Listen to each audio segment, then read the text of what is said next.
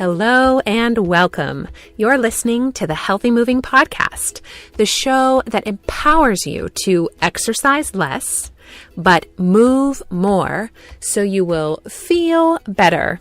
I am your healthy moving enthusiast, Jen Hoffman from healthymoving.com. This episode is all about weight and health and body image and happiness. And New Year's resolutions. 'Tis the season, friends. If you think you need to lose weight, then this episode is for you. And not because I have some super slick weight loss tips. Nope, not at all.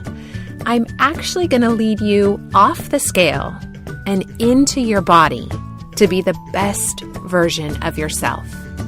This is an important message, friends. So cop a squat on the floor with a cup of tea or head out for a walk with me. We need to have a heart-to-heart.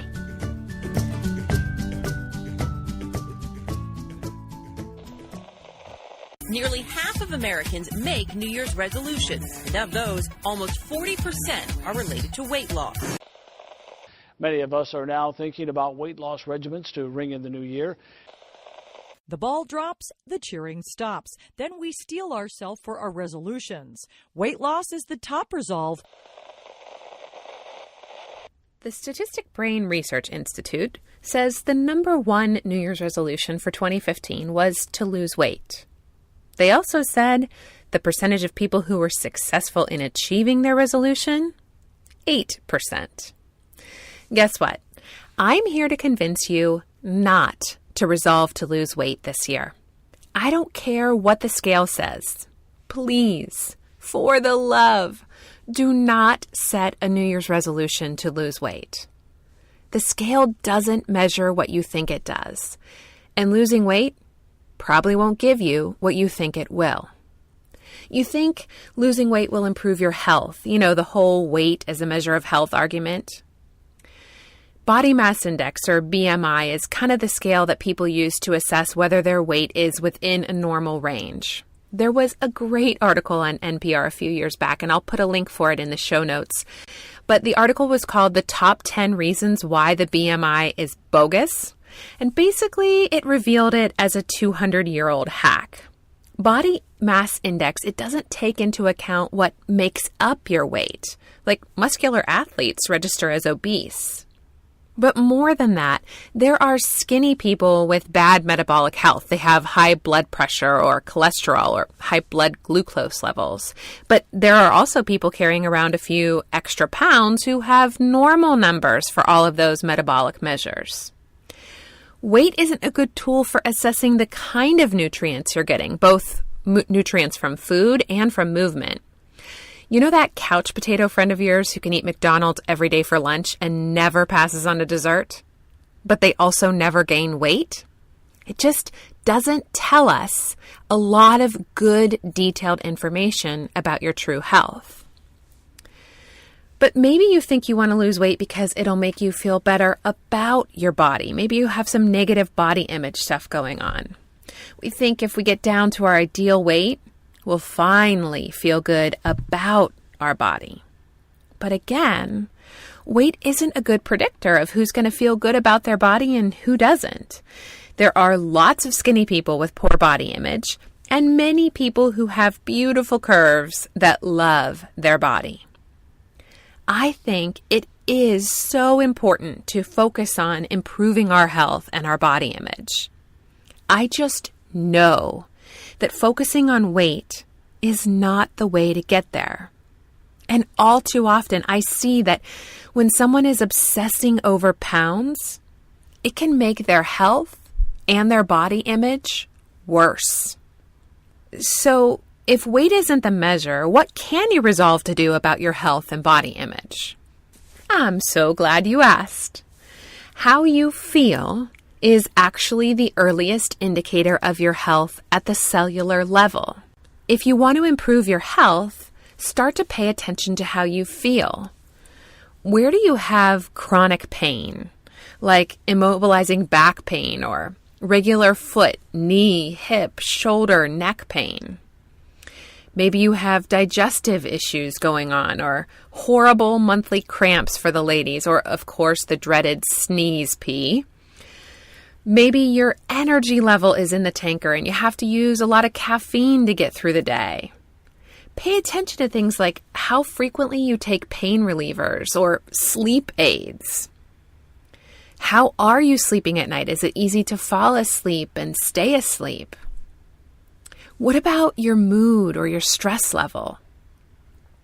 Friends, it's this stuff that you need to pay attention to, that you need to focus on. These things are important kind of red flags that your body's throwing to get you to pay attention. And guess what? They are also the stones that pave the path to you feeling better about your body. Here's how that works. There are so many messages about learning to love your body for whatever it is, but most of them are about trying to undo the negative social programming about what constitutes beauty. I don't think that's bad necessarily, but I do think that's a constant battle. Image or impression in your mind of what society says is beautiful, and then you have to kind of bring up your own positive image to kind of counteract that. It's a lot of work. I believe deep and lasting positive body image doesn't really have anything to do with what the body looks like. Feeling good about your body is a byproduct of two things. Number one, really, truly knowing your body, how it works, what makes it thrive, what it needs. And two, doing the work day in and day out that only you can do. Confidence, positive body image, even happiness, they are born of you knowing and living your unique purpose. When you look in the mirror or at a photograph of yourself, I want you to see a person who has the energy and the focus to show up for their life, their work, their people, their passion, their purpose. Because when you see that person looking back at you, you will freaking love the body that helps you do that. One of my passions is to help people look at the connection between how they are or aren't moving their body and how they feel in and about their body. And of course, we have this whole healthy moving community, and I have a lot of people who I work with in my coaching program. Their transformations can't be summed up with before and after pictures because they have to do with way more than how they look. But I asked them to put some words around what life is like on the other side of learning more about their body and how it functions and how to give it the movement nutrients it needs for health. And here's what some of them said. Kristen said, "For me, feeling better means having more energy and worrying less. All sorts of things seem to fall into place physically and emotionally when I accomplish those two things." Erin said very simply that it means being at peace. Heather said it means not having to be concerned with physical pain and headaches while enjoying more energy and peace in her daily activities. Glenda shared that for her, it's having the energy to do things that she would like to do in her everyday life, to breathe well, to connect well with others, to live well with joy and peace. And Michelle said it means having the energy and enthusiasm to live life to the fullest and to dream and plan and have goals for the future and the energy to pursue them. She said it's getting beyond just surviving. I can tell you this, and my students can tell you this, but you don't have to believe us. I think that deep down, you can feel the truth of this. So try this little experiment. For just a moment, say to yourself, I need to lose 10 pounds. I don't care whether that's true or you believe it or not, but just say that. I need to lose 10 pounds or 5 pounds, whatever, pick a number. And then say to yourself, I want to feel better in my body. Which of those two things is more magnetic, draws you in, makes you want to pursue it? There's something that happens to us when we're faced with truth. On a deep level, we know it. And then everything kind of arranges to help us meet that goal. I don't want you to resolve to lose weight.